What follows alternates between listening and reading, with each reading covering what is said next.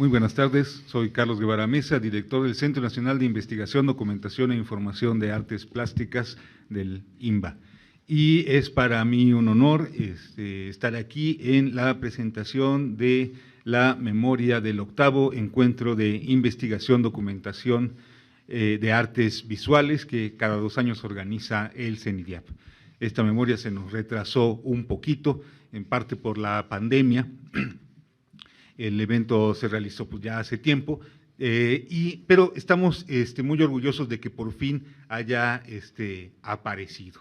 El evento estuvo dedicado al tema de ciudad estética, desplazamientos e imaginarios, y la palabra desplazamientos pues, era algo más que una metáfora, porque la idea misma de desarrollar este evento pues, surgió a raíz de los sismos de 2017. En 2017, apenas un mes después del sismo, estábamos realizando aquí en misma aula magna nuestro 7º encuentro de investigación, ¿no? Ya había pasado la primera emergencia, pero pues todavía estábamos todos muy afectados y por supuesto muy dolidos por las víctimas, etcétera, ¿no? Entonces ahí se empezó a fraguar la idea de dedicar el siguiente encuentro a este tema con la conciencia de que el asunto de la ciudad, pues no es nada más, no es nada más esta ciudad, es cualquier ciudad, en un mundo donde, que se ha urbanizado de una manera gigantesca, creciente, acelerada, en los últimos 2 siglos, ¿no? Al grado de que ya la mayoría de la población del mundo pues vive ya en ciudades, ¿no? Entonces, aun cuando en cada ciudad hay diferencias, hay idiosincrasias, hay cultura propia, etcétera, de todas formas las grandes ciudades, incluso las medianas y pequeñas, comparten una serie de problemas y por supuesto de preocupaciones, ¿no? Que era lo que había que dar cuenta aquí.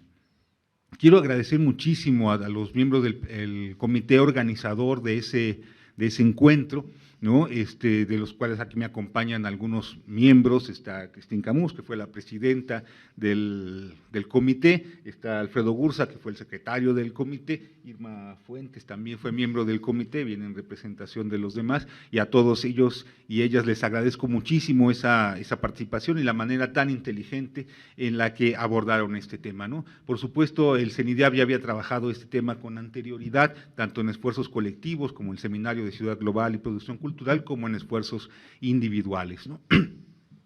Quiero agradecer muchísimo también a Carlos Martínez, que nos acompaña acá por este enorme esfuerzo para hacer la edición de este libro. Ya tiene rato que se había terminado, pero no salía de la imprenta, ¿no? Muchas gracias, Carlos, es un excelente trabajo, ¿no? Quedó precioso el libro. Y por supuesto agradecer muchísimo a todos los participantes, a todas las personas que presentaron ponencia en ese encuentro. Todas son bien interesantes, muy inteligentes y con grandes aportaciones para muchos temas relacionados con esto de la ciudad estética, los desplazamientos imaginarios.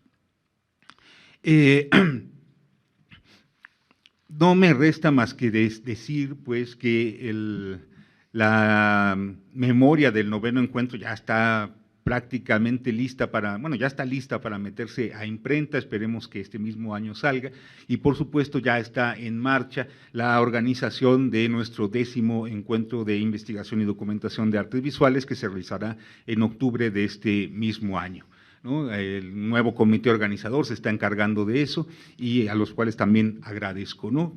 Y con ese evento de los 10 años, pues se van a cumplir prácticamente 20 de haber iniciado estos encuentros de investigación en los que pues me ha tocado el honor de participar directamente durante todo este tiempo.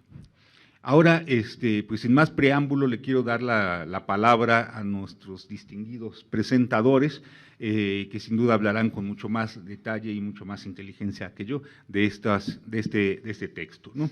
En primer lugar, quiero presentar a Irma Fuentes Mata, como decía, miembro del comité organizador de ese encuentro, es investigadora del CENIDIAP, es miembro del Sistema Nacional de Investigadores, investigadoras. Hay que cambiarle el nombre, ¿verdad? Doctora en Humanidades y Artes, maestría en Educación e Investigación Artística, licenciada en Pedagogía, es investigadora de arte y educación, promotora cultural y docente en diversas instituciones de educación superior en México. Cuenta, por supuesto, con diplomados, conferencias, seminarios a nivel nacional e internacional y es asesora de proyectos de arte, educación y educación inclusiva. Es fundadora de la Red Internacional de Investigación Artística. Bueno, ha publicado una infinidad de textos, en libros, en artículos, en revistas arbitradas, indexadas, etcétera, etcétera, ¿no? También imparte el Seminario de Investigación Artística en el Doctorado en Artes del INBA. Entonces, doctora, por favor, muchas gracias. Pues muchas gracias, buenos días, buenas tardes ya. Bienvenidos todos y todas.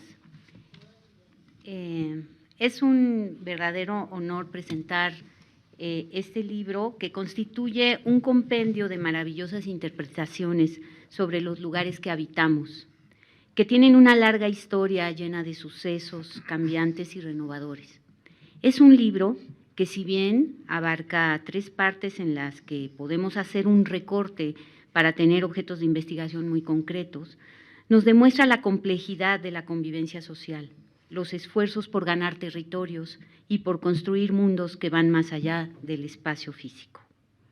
El encuentro, el 8º encuentro en del que nace este libro maravilloso, pues tuvo grandes aportaciones en su momento, en el que acabábamos de pasar, como ya bien lo ha dicho Carlos Guevara, por ese sismo de 2017, hacer la reflexión colectiva de lo que significa vivir en las ciudades, constituirse como sujetos de identidades, imaginarios, pertenencias, fragmentaciones, habitantes de un mundo con historia, con memoria, con huellas, con vestigios, que también tuvieron en su momento sueños y utopías.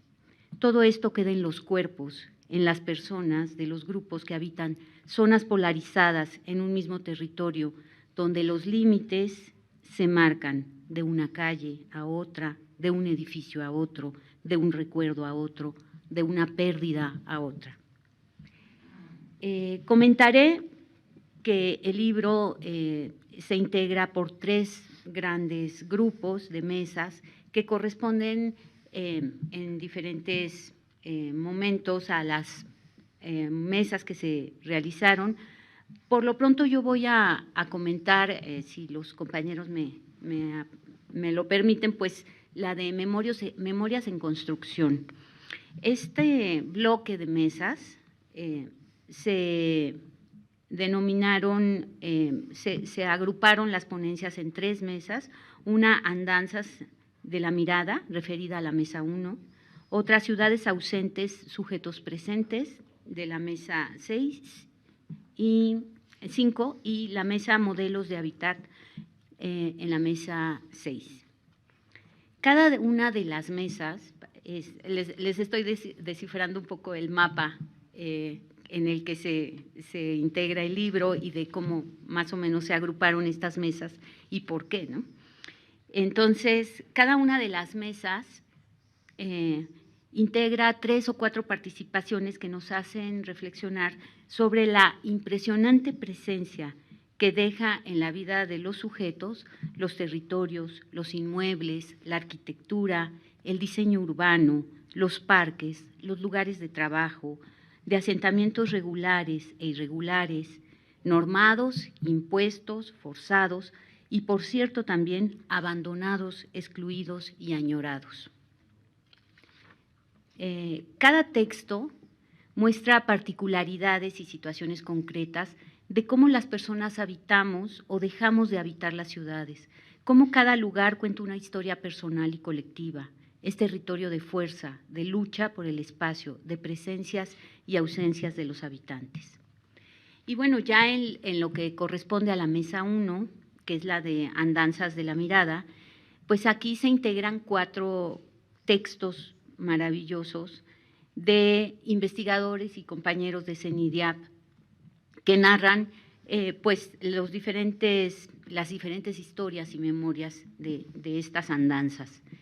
En la primera ponencia está la de Tere Suárez, que recupera una parte de la investigación que ella realizó en su tesis de maestría para la UNAM y que revela las transformaciones de un espacio comercial a un espacio civil, de la Plaza Mayor al Zócalo, transformaciones del espacio comercial al espacio civil, y describe ahí la conformación desde el tianguis prehispánico hasta después de 3 siglos, los comercios, y finalmente en el siglo XVII, cuando se constituye en la plaza del Zócalo capitalino. Entonces es un texto que nos añora, que nos recuerda pues, el origen de este espacio y bueno, toda la vitalidad que tiene actualmente. Andrés Reséndiz, por su parte, nos ofrece un maravilloso texto sobre la conformación del paisaje desde la vista aérea.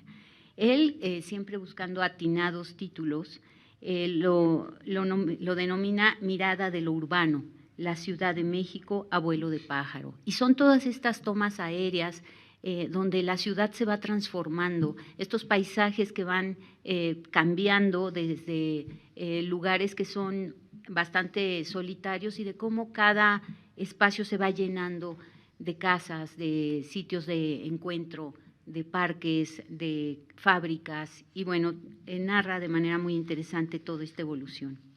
Nadia Ugalde, otra compañera de CENIDIAP, nos habla sobre la Alameda, un espacio urbano, y para ello refiere el origen y cambios de diferentes representaciones de ese icónico lugar, punto de encuentro y disfrute de la sociedad. Todo esto lo hace a partir de las pinturas de Diego Rivero y de Ismael Rodríguez. Y bueno, finalmente ese bloque de la primera mesa o del primer capítulo lo narra Alberto Argüello Grunstein con una divertidísima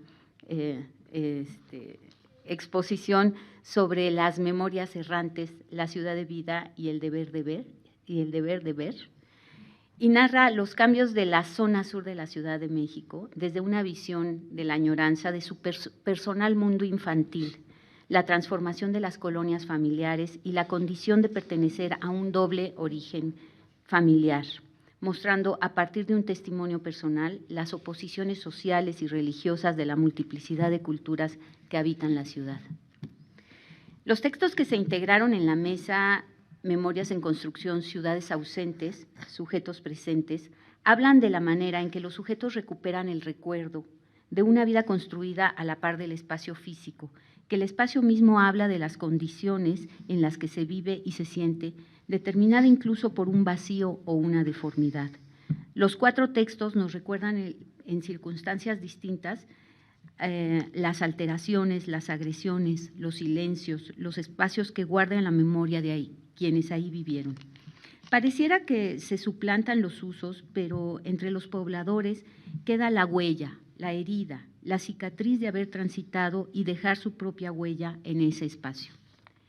El texto de Yunuen Alcántara Ceballos, Habitando cicatrices, destrucción e impronta emocional, nos lleva a las antiguas fábricas de Hércules en Querétaro y San Bruno en Jalapa, donde los obreros dejaron su vida y las marcas que quedan en el cuerpo y en la memoria. David Murrieta Flores, en otra mesa, nos relata la ciudad como infierno y territorio en disputa, aproximaciones del Snobby y Up Against the World Motherfucker, grupos vecinos que se integran en los barrios en la época de 1962 a 1968. El texto de María Elena Retamal Ruiz describe desde la leyenda de un personaje que representa el horror de ser limitado y desfigurado como una representación de la ciudad, los imbunches, un mapa imaginario Santiago de Chile. Recuerda las ausencias, las alteraciones y el dolor de varias generaciones, cada una en su momento, que fueron acalladas y cegadas por intentar reclamar una mejor condición de vida en la ciudad. María de los Ángeles Moreno y Mariano Andrade relatan la sistematización de una experiencia como reconstrucción del sentido de una intervención sociocultural, los faros de la Ciudad de México. La mesa de memorias en construcción, modelos de hábitat, recupera 3 textos. Uno es Simbrar el archivo hacia una crítica identitaria de la urbe, de Nadia Osornio Muñoz. El siguiente texto es el de Lupita Tolosa y María Luisa Hernández Ríos, que hace alusión a la memoria y vida cotidiana de la Ciudad de México a través de sus personajes, desde la lente de los hermanos Mayo.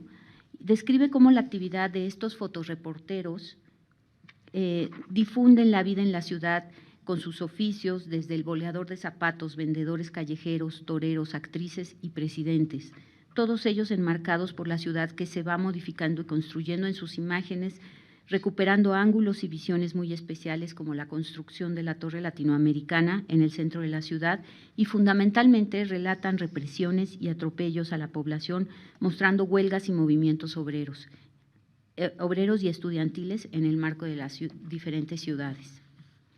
El texto de Marta Alfaro, de la industria DM nacional, ejemplo de un futuro que perdimos, describe cómo la empresa aspiraba a construir la modernización del país a partir de muebles y objetos funcionales con materiales duraderos y modificando las condiciones de vida de los trabajadores, incluso creando espacios de habitación y recreación que daban identidad y pertenencia a una comunidad obrera.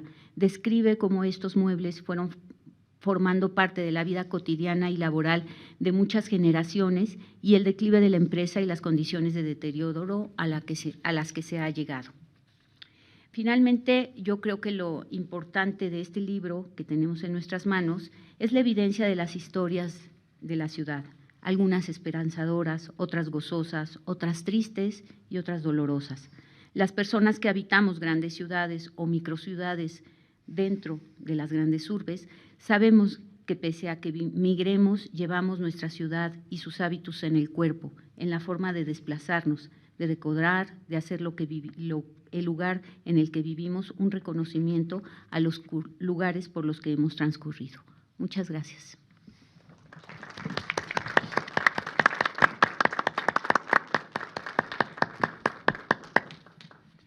Muchas gracias, Irma.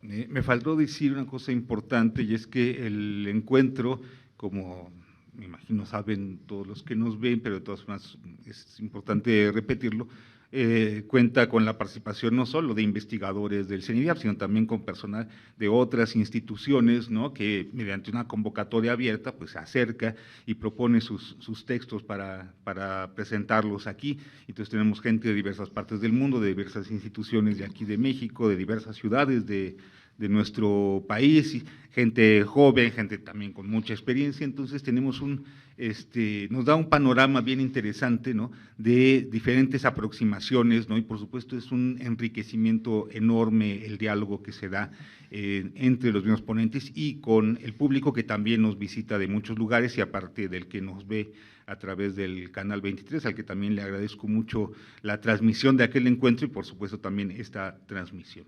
A continuación le doy la palabra a Marie-Christine Camus-Joly. Ella es artista visual, investigadora y docente, estudió cine en el CUEC de la UNAM, tiene una maestría en Ciencias de la Comunicación por la Universidad de París 8, una maestría en Artes por la Universidad Autónoma de Morelos, es cineasta, docente e investigadora desde 2005 en el CENIDIAP y actualmente es subdirectora de investigación.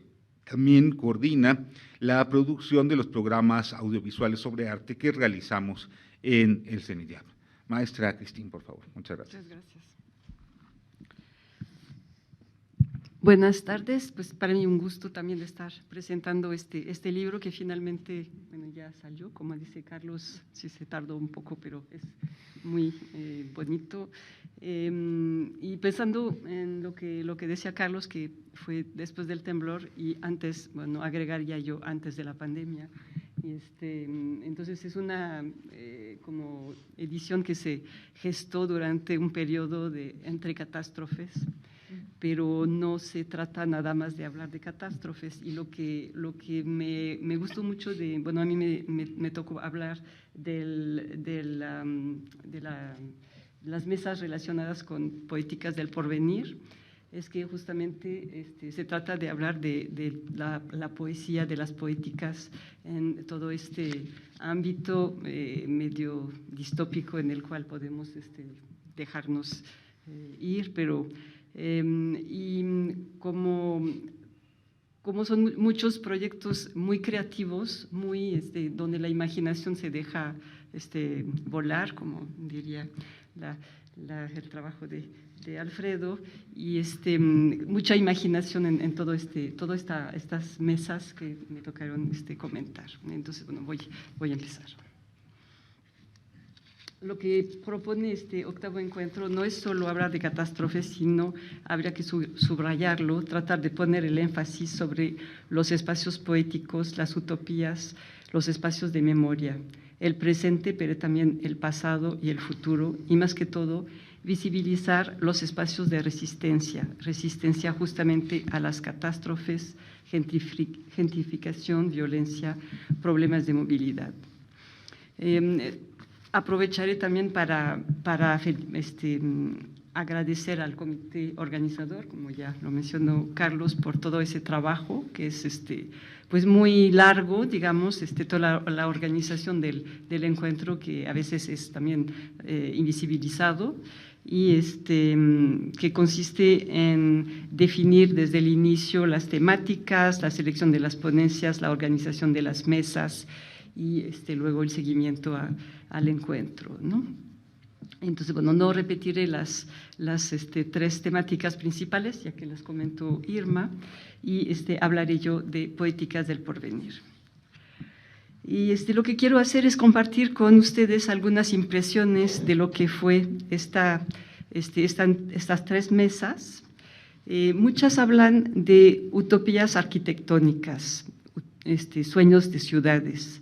Frente a ello me llamó la atención la idea de permanencia, la permanencia de ciertas ideas utópicas en el inconsciente colectivo y el imaginario, y el hecho de que utopías imaginadas por unas personas fueron llevadas a cabo después, posteriormente, por otros arquitectos o desarrolladores. Javier Guzmán nos habla del sueño de Simón Tadeo Ortiz de Ayala, el cual quería transformar totalmente el centro de la Ciudad de México. No se llevó a cabo su sueño, sin embargo, ciertas ideas permanecieron en los imaginarios y se realizaron, como el Monumento a la Revolución o el edificio de la Cámara de los Diputados. Ana Garduño, por su parte, nos comparte La Ciudad de las Artes de Diego Rivera, el sueño de un complejo artístico donde se rebasarían las fronteras entre cultura y naturaleza, arte y artesanía, clases sociales, producción artística, exposiciones y venta de obras, tradición y modernismo. Tampoco pudo llevar a cabo su proyecto. Sin embargo, por un lado, pudo realizar el Museo El Anahuacalli, que es un fragmento de su sueño, y por el otro, encontramos algunas de sus ideas hoy, por ejemplo, en ese espacio, el Centro Nacional de las Artes, con este proyecto interdisciplinario, la reunión de todas las artes, salas de exposición, centros de investigación. También el Complejo Cultural del Bosque de Chapultepec, que se está actualmente realizando y que también es un proyecto que retoma muchas de las utopías antes mencionadas. Y también el Complejo Cultural de Los Pinos, entre otros. Otro acercamiento a la ciudad son el concepto de heterotopías, como contraparte crítica a la realidad existente. Esta idea la encontramos en el texto de Marta Olivares. El texto se llama Tatiana Bilbao y la experiencia del jardín como heterotopía. El jardín como un espacio interior que dialoga con la realidad y propone un mundo mejor, en armonía con el medio ambiente e integrando la arquitectura a la naturaleza. Por su parte, Adriana Moreno nos propone otra heterotopía hablando de contravisualidades, contar la ciudad desde otro lugar, microficciones desde el cuerpo, desde los espacios abandonados o invisibilizados, con la apropiación de tecnologías no de control o de vigilancia, sino de carácter social, para cambiar las visualidades dominantes por la construcción de una mirada relacional, igualitaria y recíproca. Mónica Montiel reflexiona sobre la ciudad desde el espacio que habitamos y la construcción de los imaginarios. También habla de las microficciones que ahí se producen. La autora nos habla en particular de los centros comerciales y sus precursores, desde una perspectiva diferente de la de Dora Alcocer. nos propone reconstruir nuestra visión de la ciudad desde los vestigios del pasado, analizar la experiencia estética desde la evolución del espacio. Montiel centra su investigación en los escaparates de los grandes almacenes del siglo XX y la figura del maniquí como dispositivo de idealización corporal. Su materia de análisis son los almacenes del centro de la Ciudad de México como edificaciones que dan cuenta del proceso de privatización del espacio público, fenómeno que produce cambios en las rutinas de los habitantes y en el entorno, cambios marcados por un mercado que convierte el entorno en mercancías y despierta en los habitantes imaginarios llevados a la experiencia de expectativas y ensoñaciones, microficciones que crea el consumo. Quizá la idea más importante de estas tres mesas, obviamente, es la crítica a la modernidad y los proyectos distópicos, como por ejemplo los megaproyectos que han invadido no solo México, sino toda América Latina. Dora Alcocer nos comparte su reflexión sobre el megaproyecto de las Torres Residencial Mítica, un caso paradigmático en el sur de la Ciudad de México. Si bien ese proyecto vendió la ilusión de un espacio integrador que cumpliría las perspectivas de una vida inmersiva y un modelo de vida futura en una ciudad que entregaría a los habitantes de mítica calidad de servicios, áreas verdes, viviendas de máximo confort, la realidad ha sido otra.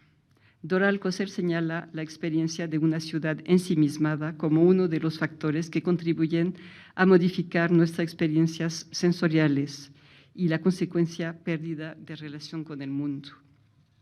Se trata además de un proceso de gentrificación, uno de los mayores actos de violencia hacia el pueblo originario de Joco, que está a un lado de este megaproyecto. Que por cierto, recientemente escuché un reportaje sobre los problemas de agua que hay en esta zona por justamente la construcción, que todavía no estaba tan presente en este momento del encuentro, pero que ahorita están gravísimos. En este mismo sentido, Loreto Alonso nos propone una deriva por diferentes ciudades latinoamericanas de ciencia ficción. En ese recuento de contraciudades se encuentran diferentes tipos de utopías.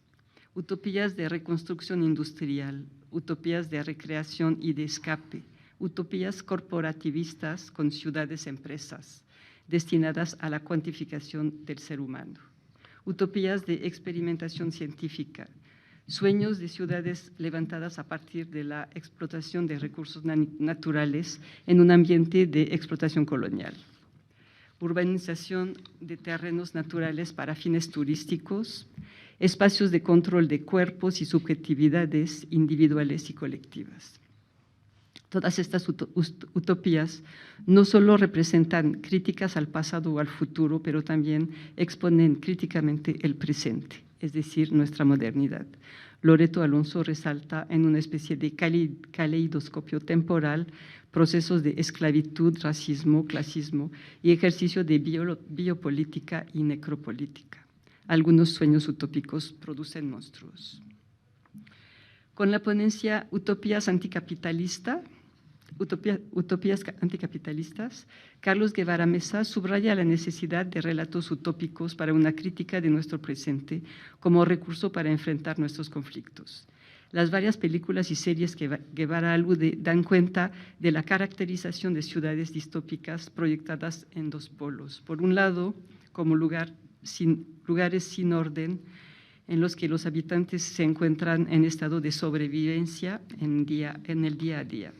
Por otro lado, se trata de lugares de ensueño en el que una sociedad mira la posibilidad de satisfacer todas sus necesidades, ciudades donde impera el equilibrio perfecto entre la más avanzada tecnología y una naturaleza domesticada, lo que resulta en una sociedad sin pugnas en las que la enfermedad o el dolor no son problemas.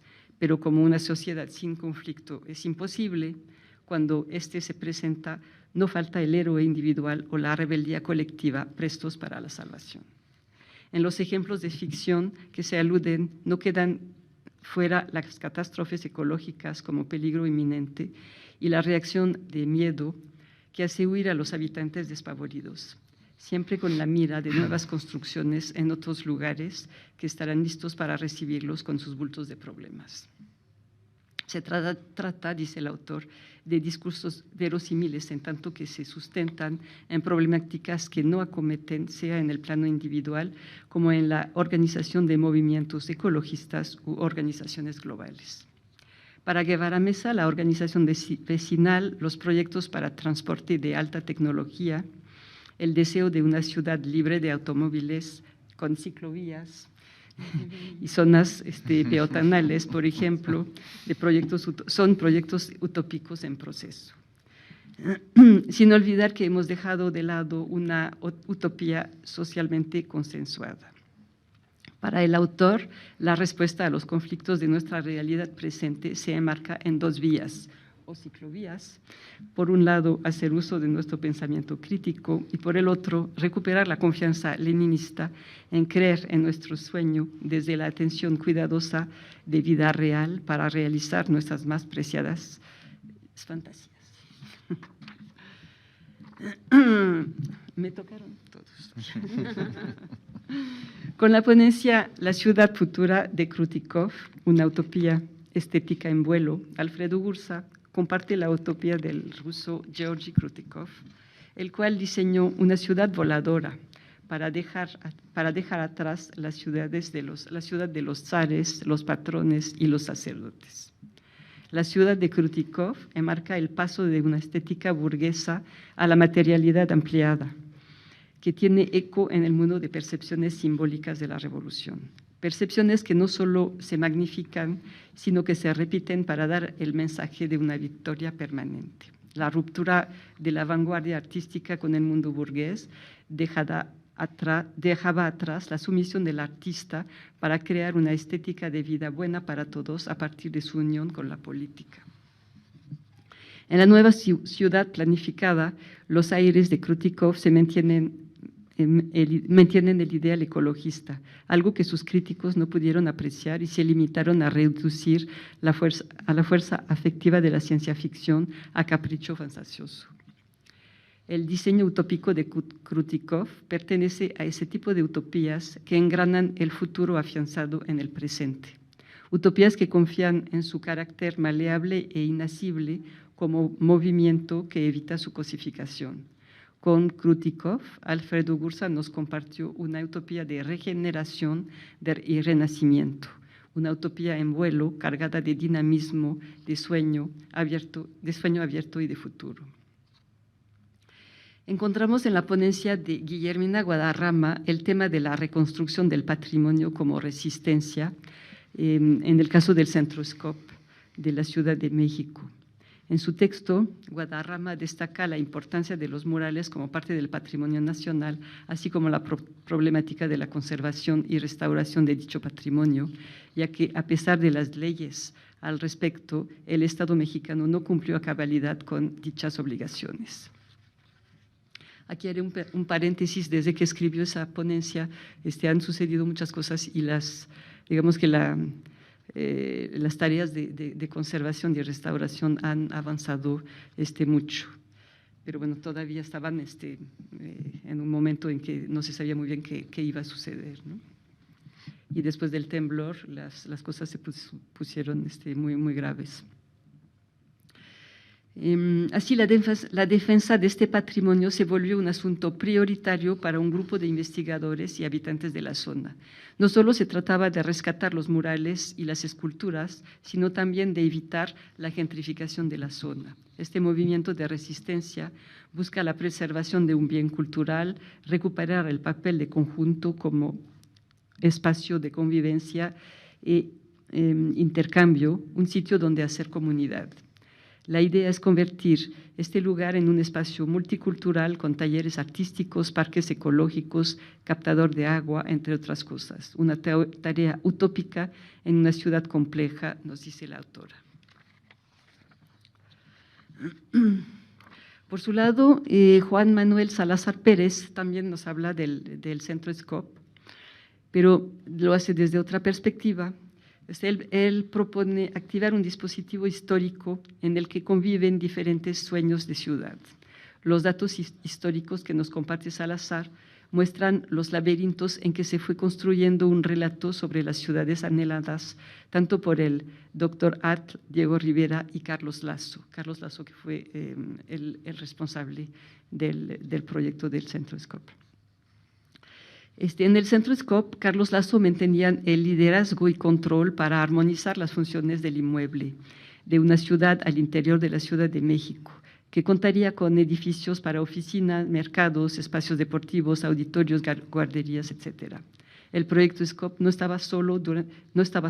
Durante su construcción llegaron diferentes creadores para articular sus proyectos de ciudades máquinas.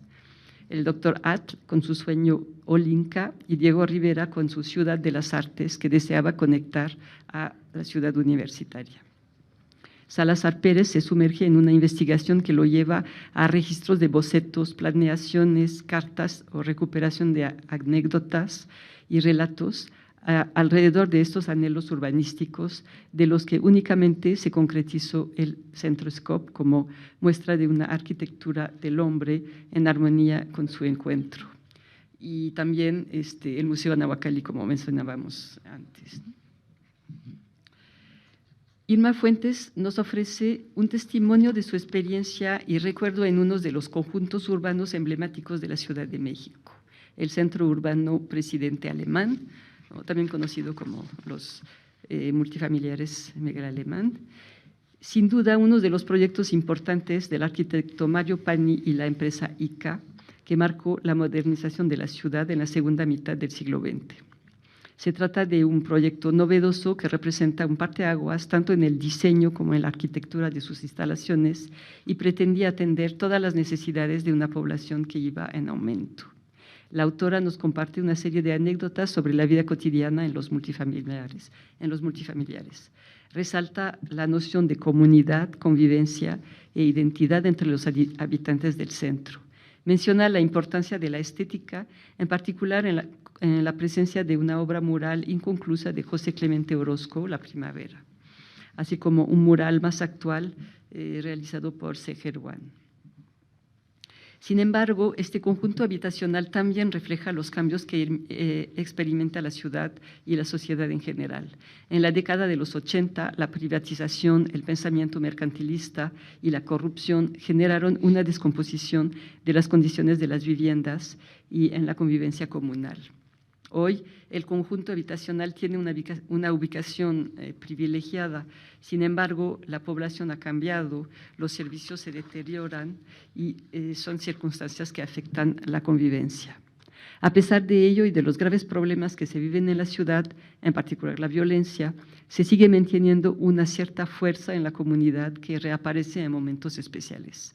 Los multifamiliares no solo son espacios para habitar, también son memoria viva que cobija personajes, crea rituales de convivencia y solidaridad, elementos que han marcado la vida de varias generaciones. Bueno, pues esto sería todo para estas tres mesas.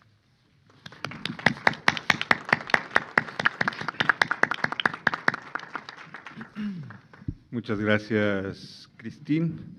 Y bueno, para concluir, me permito presentar a Alfredo Gursa González.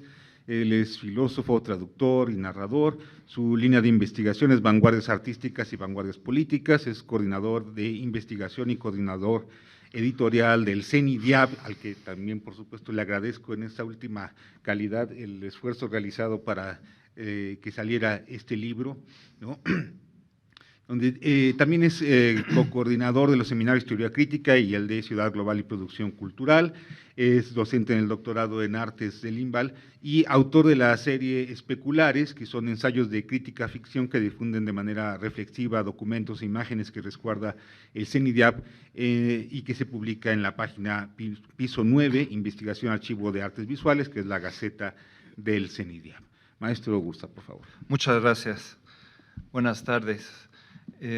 Como se habrán dado cuenta ya, el volumen contiene muchísima materia para la reflexión, muchísimo material para poder seguir investigando, reflexionando sobre estos temas de la ciudad. Y como decía Carlos al principio, la ciudad no es solo la Ciudad de México, ni solo las grandes urbes, y como muestra en esta sección, la última sección del encuentro que le llamamos Ciudadanías Emergentes, hay varios temas que se refieren a ciudades del interior de la República Mexicana, y eso es algo que era muy importante, que buscábamos con la convocatoria y que efectivamente se logró.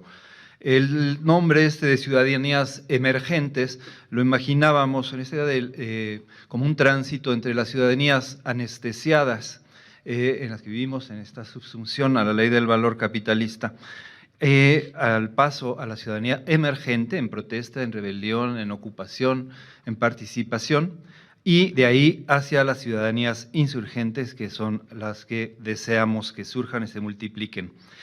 Los subtemas de estas mesas eran memoria y resistencia, complejidades urbanas y territorios afectivos. Todos estos son temas clave en la reflexión sobre la ciudad, sobre el espacio y el tiempo y la vivencia urbana para la antropología, el urbanismo, la arquitectura, la economía, la sociología, muchas disciplinas. Y una cosa que me parece muy importante de este volumen es que todos estos temas importantísimos y claves y urgentes, diría yo, son conducidos hacia la reflexión de la investigación y la documentación de las artes, y creo que esa es una aportación importante. Decía yo que no solamente se ocuparon las mesas de la Ciudad de México o de las grandes urbes o de la gran urbe abstracta, sino que hay contribuciones ahí importantes de Karen Jiménez, de Juan Carlos Jiménez, de Sandra Valenzuela, de Mónica Daniela Sánchez, de Circe Rodríguez Pliego, en fin, que se refieren justamente a Tuxtla Gutiérrez, Chiapas, a Morelia, a Ciudad Juárez. En la Ciudad de México, no solamente la gran ciudad o los problemas de gentrificación, los problemas de quienes viven en la Condesa, sino los problemas de los pedregales de Santo Domingo, y esta manera de construir prácticas estéticas, estético-políticas derivadas, como nos dice Circe, derivadas de las decisiones que se toman en las asambleas, es decir, decisiones prácticas, artísticas, estético-políticas, que vienen desde abajo y a la izquierda. Y eso en contraste con lo que también nos menciona con mucho tino Edith Mendoza, en una ponencia que se llama Derecho a la Ciudad, Experiencia Estética, que es el contraste con las iniciativas que vienen desde arriba, desde la gestión gubernamental de estas ciudadanías emergentes, que lo que quieren es reconducirlas a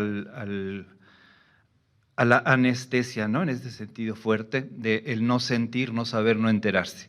Y en ese contraste, digamos, entre este hervidero de ideas y de prácticas que vienen desde abajo, desde de los propios movimientos sociales que van emergiendo, con el contraste con estas directrices verticales, ¿no? Que no funcionan, que truenan. Y en ese sentido también hay una ponencia muy importante y muy interesante de Sandra Valenzuela, que es artista y que además fue activista en la oposición al proyecto del Corredor Cultural Chapultepec, que quedó en el olvido aparentemente por la actividad de los vecinos y las vecinas de la zona en la que participó ella. Entonces es una referencia interesante, importante de una manera de organizarse por la cultura, por la vida, y para participar y ejercer el derecho a la ciudad. Y ahí en la ponencia Sandra también cuenta cómo, una vez logrado el triunfo, la victoria contra la iniciativa gubernamental y empresarial, el movimiento se desmorona, se desintegra rápidamente por las propias contradicciones en su interior, porque no se trabajó hasta el fondo o porque no tenía seguimiento. Y eso es algo que aparece en todas estas otras ponencias respecto de Tuxtla, Morelia, Ciudad Juárez. Son experiencias artísticas prácticas, interesantes, pero están aisladas o sirven para solamente un objetivo concreto. El chiste sería politizarlas, convertirlas, hacer redes de todas estas experiencias, y yo creo que el volumen contribuirá a eso para otras experiencias que se necesitan, ¿no? Hay otra ponencia interesante que me gustaría resaltar, que es el del colectivo La Comedia Humana, en el que participa nuestro colega del CITRU, Rubén Ortiz, que habla de memorias de ciudad y futuros posibles. Y ahí lo que interesa, yo creo, es lo que se preguntan en su práctica como colectivo, en su trabajo, en su reflexión, es cómo vivimos y cómo queremos vivir. Y proponen y experimentan con otras maneras de trenzar memorias, afectos y territorios en la ciudad, y ejerciendo la geografía crítica y con un trabajo muy puntual con todas las referencias teóricas pertinentes, actuales, etcétera, que se refieren al espacio urbano, a la sentimentalidad, a la afectividad, pero en situación de práctica, es decir, para hacer algo con ellas, hacer algo al respecto y después llevarlo a sus reuniones del colectivo para someterlas a crítica y volver a replantear todo y recomenzar, ¿no? Eso es, en general, todo el tema es esta idea de que cualquier cuestión que se presente sobre la experiencia urbana, los problemas, la violencia, las violencias, la segregación, el apartheid, de los sentimientos, del conocimiento propio de la historia, etcétera, en el que vivimos, no puede funcionar si no es a través de redes, a través de vincular, a través de fusionar y actuar, pero además no puede funcionar si no se considera la dimensión estética, es decir, la parte de los sentimientos, de la imaginación, de la creatividad, puestas al servicio de esta causa por la vida. Y me gustaría resaltar tres ponencias que yo creo que constituyen aportaciones muy importantes, y de ahí yo creo que deben derivar investigaciones muy valiosas. La primera es de Alejandro Castellanos, colega del CENIDIAP, que es dos movimientos sociales en la colección Toledo de fotografía: volver a empezar y volver a empezar, que es la consigna del maestro Toledo. Y ahí se refiere a esta colección de imágenes del movimiento de la COSEI y de la APO. Y me parece ejemplar la ponencia porque ahí hace un recuento muy puntual de todas las determinaciones que constituyeron esta específica colección de fotografía, y de tal manera lo hace que queda claro que los movimientos sociales no son nada más el objeto de esa colección, es decir, que pasó eso y alguien la tomó la foto y lo que importa ahora es esta valiosísima colección de fotos que lleva además el imprimatur del maestro Toledo, sino más bien demostrar que los procesos sociales, las luchas de Oaxaca, no son un objeto y además no son tampoco nada más el contexto en el que ocurrió esta práctica de registro. Es decir, la práctica de registro es parte necesaria de esas mismas luchas. Y de esta manera el archivo que se constituye se vuelve un verdadero arcón de futuros. Es decir, como dice en el texto Alejandro, el pasado ofrece salidas para el futuro deseado.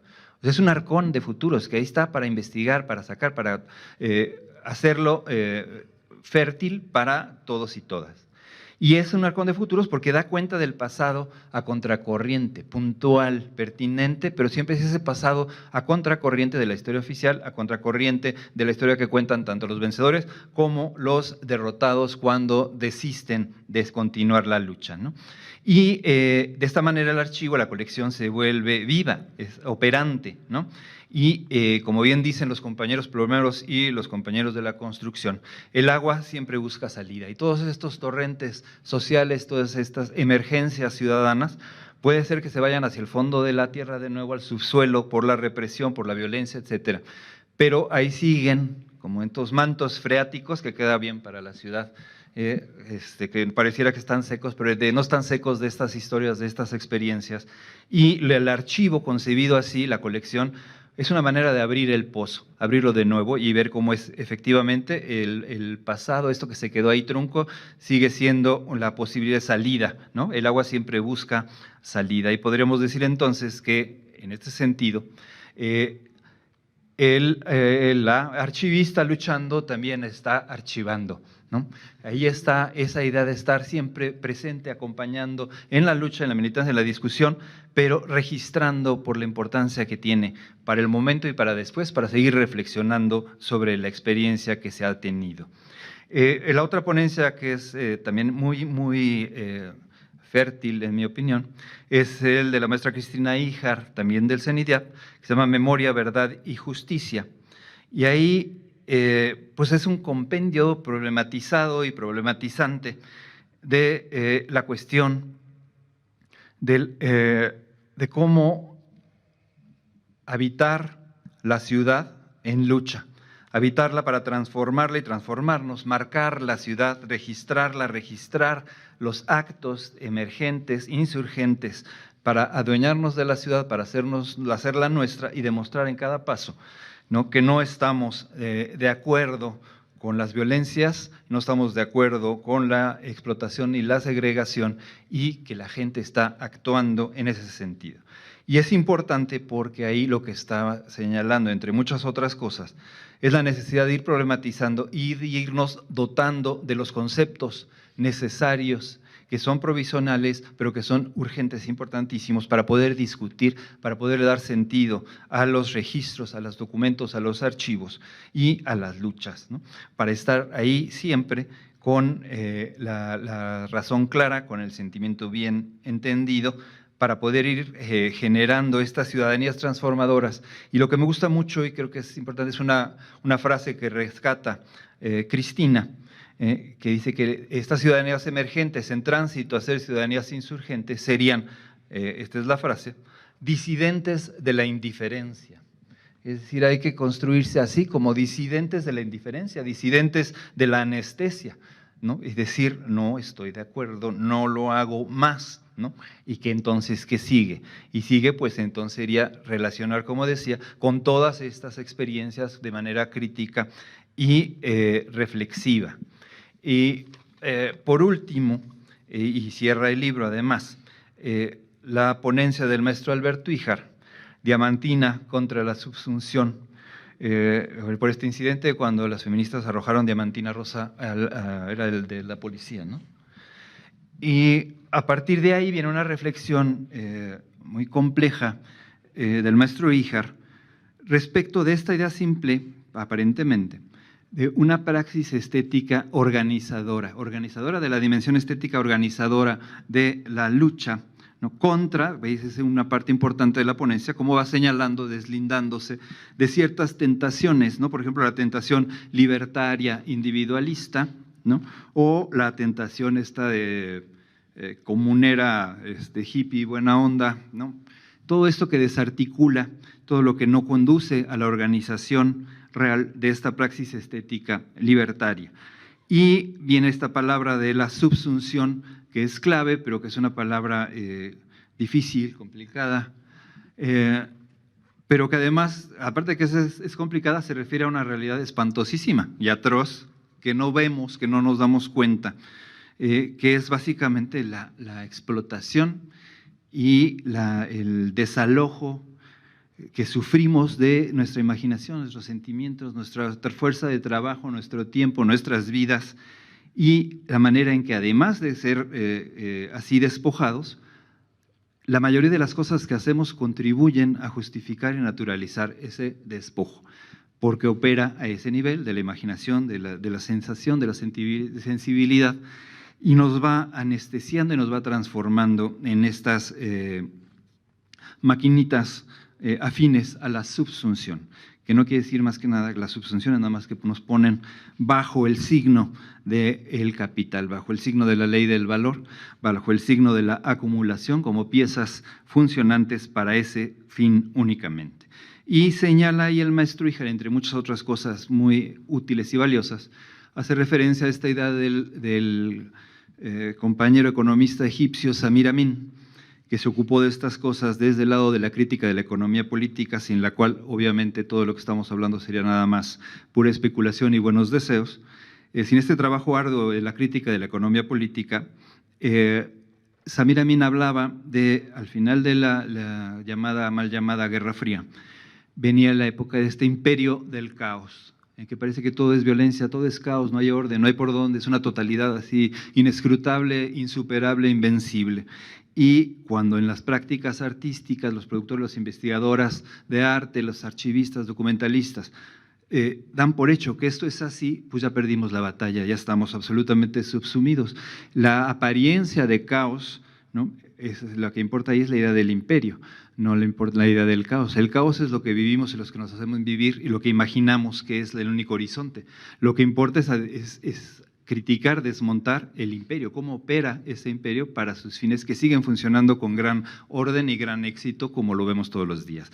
Y ahí está parte de la tarea, y que yo creo que está en todas las ponencias, de investigar, documentar, dialogar, conversar, como en estos encuentros, en estas lecturas, respecto a las posibilidades de una práctica estética diferente, de otra manera de trenzar nuestro tiempo, nuestros espacios, nuestras relaciones sociales, de manera de desmontar el imperio y hacer esta posibilidad de ciudadanías ya no solamente emergentes, sino realmente insurgentes.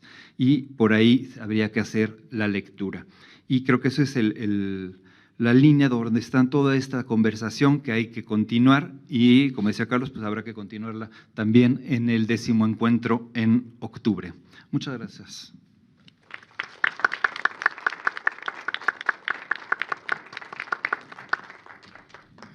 Muchas gracias, Alfredo.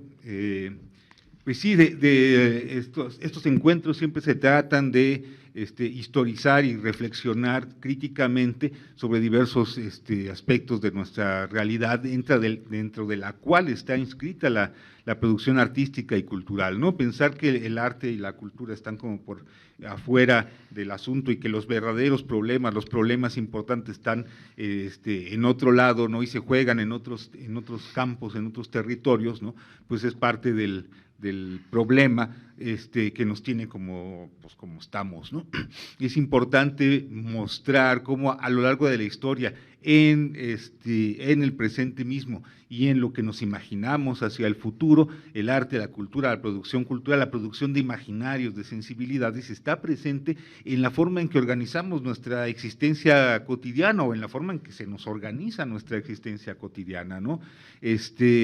Pareciera que no, pero conducir un automóvil o conducir una bicicleta o no poder salir de la casa porque hay una pandemia, ¿no? O salir con miedo, etcétera. Todos esos son elementos estéticos, son formas en que nuestra percepción, nuestra sensibilidad, nuestros sentimientos se ponen en juego ante la vida cotidiana. Por supuesto, estar en una ciudad llena de ruido, de contaminación, de violencia, etcétera, también es un elemento estético, y tenemos artistas, afortunadamente, artistas y productores culturales de todo tipo, que todo el tiempo están cuestionando eso y están tratando de construir formas alternativas de vivir, ¿no? De generar emergencias e insurgencias, como dice Alfredo, que nos permitan avanzar y hacer cambios, ¿no? Que los cambios de todas formas se hacen, pues, pero el chiste es que los cambios sean para bien, ¿no? No volver a caer en esta reproducción de un presente que cada vez se ve peor, ¿no? Pues yo agradezco muchísimo la participación de nuestros 3 comentaristas, agradezco muchísimo la participación, por supuesto, de los ponentes que nos han alimentado con estas importantísimas reflexiones, con estos importantísimos datos, ¿no? Y pues no sé si el público aquí presente quisiera hacer algún comentario ya para finalizar respecto del libro, de lo que aquí se dijo, del evento mismo, los que estuvieron ahí.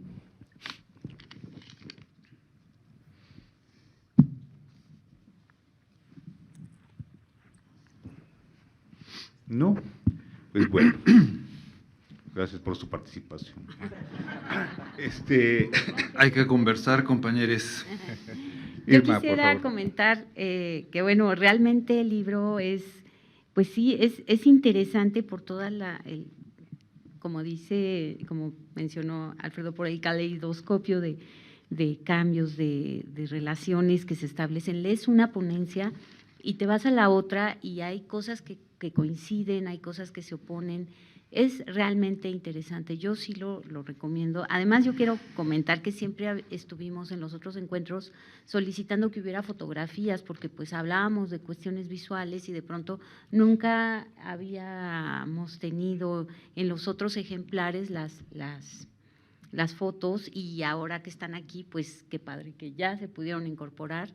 Lamentablemente fueron en blanco y negro, pero para el próximo esperemos que sean con un poquito más de calidad en la impresión de la fotografía. Pero lo que sí quiero comentar es que también el libro está digital y está en el espacio de cenidea.net, que también lo pueden consultar ahí, si bien pues los ejemplares a veces ya no los podemos tener tan a la mano porque pues salen caros y los tenemos que cargar y todo esto, pero ahora que trabajamos en estos dispositivos digitales, pues están ahí, están todas las ponencias y yo creo que vale mucho la pena que las lean, que las comenten, que las reflexionen y pues que les sirvan también para nuevas investigaciones. Y pues gracias a todos por venir y a los que están conectados virtualmente también un saludo y gracias. Muchas gracias. Por acá hay una pregunta y por acá hay otra. Bueno, no es pregunta, sino más bien una felicitación a todo el colectivo que constituimos el CENIDIAP. Pues ya estamos, como decías, Carlos, a punto de cumplir 20 años de estar celebrando los encuentros de investigación y documentación, lo cual en términos ha crecido la convocatoria, como también es constatable en las ponencias, ¿no? De varias partes de universidades y ciudades del país, de otros países. Entonces me parece que es un gran mérito de nuestros centros de investigación el estar consolidando cada día o cada año estos encuentros. También el hecho de incorporar esta parte las dos partes de investigación y documentación, creo que es pues, mostrar a nivel nacional e internacional el perfil que es el que nos caracteriza como centro de investigación y documentación.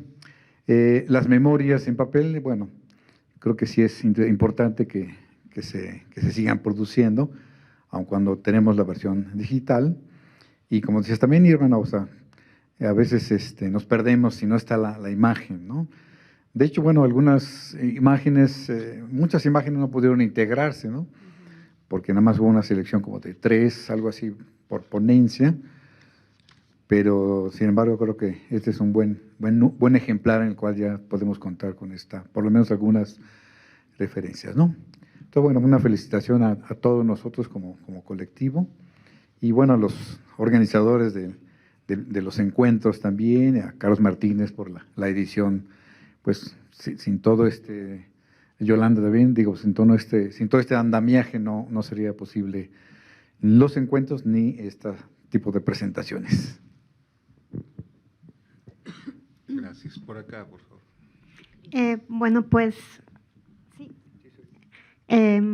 Yo estoy muy contenta de haber participado en ese encuentro y esta memoria, porque yo soy profesora de la Esmeralda, es la primera vez que colaboraba con CENIDIAP, aparte de ir al archivo de Geritz, que también usé mucho en mi doctorado y me encanta el CENIDIAP, pero yo veo como con mis estudiantes, como doy la clase de docencia de las artes, que tiene mucho que ver con prácticas artísticas sociales, ¿no? Es una clase que vincula mucho estas prácticas sociales desde el arte y la docencia.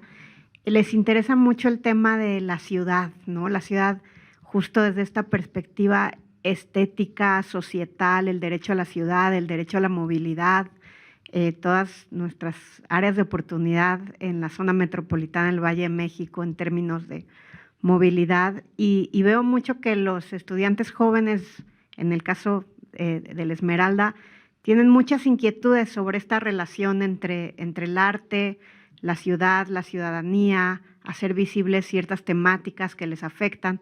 Entonces, por eso quiero pues, felicitar esta iniciativa que pues, desde 2019 se gestó, ¿no? en el encuentro, y ver cómo puede haber, digamos, más iniciativas como esta que también nos ayuden a vincular distintas áreas del CENART, porque pues creo que hay un área de oportunidad ahí muy valiosa y pues eso para mí es muy enriquecedor y compartí el PF también con mis estudiantes. Gracias. Muchas gracias. Cristín, por favor. Sí, yo quisiera nada más agregar un pequeño comentario respecto a lo de las imágenes que comentaban, ¿no? Creo que es muy interesante porque además varias ponencias de las que yo en particular presente que tienen que ver con esas utopías muestran algunos de los planos y de las pues de la imaginación de estos arquitectos, artistas, ¿no? Cómo veían un poco Entonces, yo creo que toda esa parte de las utopías es muy interesante, bueno, para tus alumnos creo que sería como fabuloso que pudieran leer estos textos porque, o sea, se abre en toda la cuestión cultural. Por ejemplo, estaba pensando mucho en estos proyectos que se están gestando ahora, ¿no? Las ideas de la ciudad de las artes, todo eso pues lleva desde pues, un siglo, bueno, pues sí, más o menos un siglo, y cómo se genera en los imaginarios, ¿no? Estas ideas, y que para nosotros actualmente pues también tiene mucho sentido estar revisando estos proyectos para hacer nuevos proyectos, ¿no? Entonces me parece que esa parte es también, entre otras, muy, muy divertida y muy interesante. Muchas gracias. No veo más manos. Quisiera comentar al respecto, bueno, de estos comentarios, ¿no? Que, bueno, pues yo en lo particular me siento muy satisfecho, ¿no? De cómo se realizó el encuentro, y espero sentirme muy satisfecho de la fortuna que vaya a tener esta memoria, ¿no? Agradezco mucho que la Esmeralda, a la que hemos invitado 50,000 millones de veces, y luego no llega, esté presente, ¿no? Y que los estudiantes también estén presentes, yo que fui tantos años maestro ahí, que estén presentes en estas discusiones, en estos debates, aprendiendo y enseñándonos, ¿no? Porque esa vinculación que tienen luego ellos mismos como productores, con movimientos, con grupos, etcétera, las cosas que ellos mismos hacen a pesar de su juventud, pues nos enriquecen a nosotros también, ¿no? Y nos permiten investigar y profundizar en otros fenómenos, ¿no? Sí, fue un gran esfuerzo por fin incluir las imágenes, ¿no? En esta memoria, cosa que no habíamos hecho antes, ¿no? Bueno, pues desde conseguir las imágenes con buena calidad y todo eso, conseguir derechos o ver que estuvieran libres de derechos, en fin, es toda una pesadilla que soñamos con todo gusto, debo decir, ¿no? Pero que sí costó trabajo, ¿no? Agradezco las palabras del maestro Argüello también en el sentido de reconocer, pues, que todo el trabajo que se realiza, ¿no? O sea, para hacer estos eventos, ¿no? No es nada más las personas que llegan y se suben aquí a la mesa, ¿no? Para que ese punto llegue, pues hubo discusiones larguísimas, ¿no? Debates de cómo organizar los temas, cómo plantearlos, cómo emitir la convocatoria, ¿no? De hacer la convocatoria misma, sacarla, implica luego trámites y cosas por el estilo, para que pueda salir y difundirse, ¿no? Transmitirse a nivel internacional.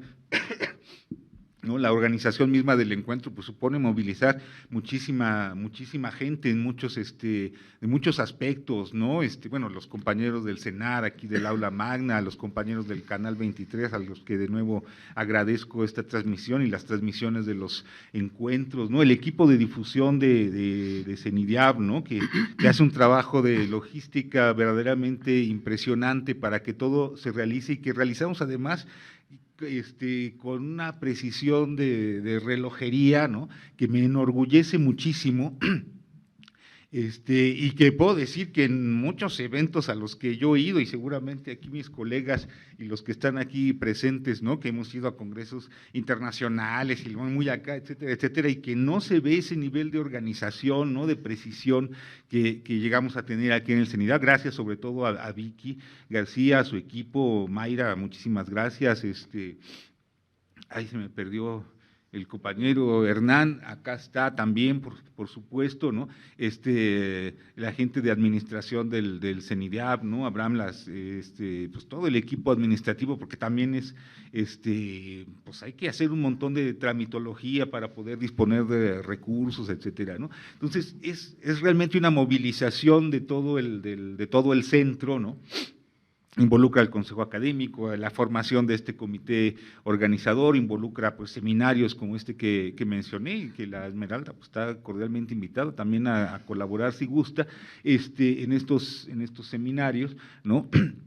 porque implica realmente muchísimo trabajo, ¿no? Desde fuera, luego el CENIDAP, pues parece ahí, pues 3 pisos medio vacíos en la torre de investigación, pero pues si entran a nuestra página web verán ahí montones de publicaciones, libros, números de revistas, etcétera, etcétera, que se han hecho a lo largo de los años, ¿no? Libros magníficos de nuestros investigadores y de gente de fuera también, ¿no? Que viene y publica acá porque consultaron nuestros acervos, etcétera, ¿no? Entonces, bueno, pues es una invitación a todos los que nos ven a que se acerquen al CENIDAP. Ahí hay todo lo que tenga que ver con arte y cultura del siglo XX y lo que va del XXI. Seguramente encontrarán algo que leer, algo sobre lo cual reflexionar, algo con lo cual pelearse, porque también se vale, ¿no? No estoy de acuerdo con esos planteamientos, etcétera, ¿no? Y por supuesto, pues ahí están los contactos, ¿no? Para la gente que quiera, pues que requiera una asesoría, ¿no? Consultar fondos documentales, por supuesto que tenemos un acervo riquísimo, y asesorías, ¿no? Pues maestros importantísimos, ¿no? Aquí está presente el maestro Híjar, que ha sido maestro de muchísimas generaciones, entre las cuales orgullosamente me cuento, ¿no? Y que seguimos leyendo, ¿no? Y esperando sus ponencias y sus libros con verdadero anhelo, porque estamos seguros de que nos va a iluminar en aspectos que nosotros estábamos atorados o que simplemente no habíamos visto por pura simple falta de imaginación crítica. Bueno, pues sin más, agradezco muchísimo a todos los que están presentes aquí, a los participantes en esta mesa, a las personas que nos ven a través de las redes sociales del INBA, del CENART, gracias Canal 23 por su apoyo, agradezco muchísimo esto y aquí afuerita, para los que están aquí, que son privilegiados por haber hecho el esfuerzo, hay una mesa de venta de esta memoria y los que no, pues pueden descargar el libro completo en la página del CENIDAP. Pues muchísimas gracias y muy buenas tardes.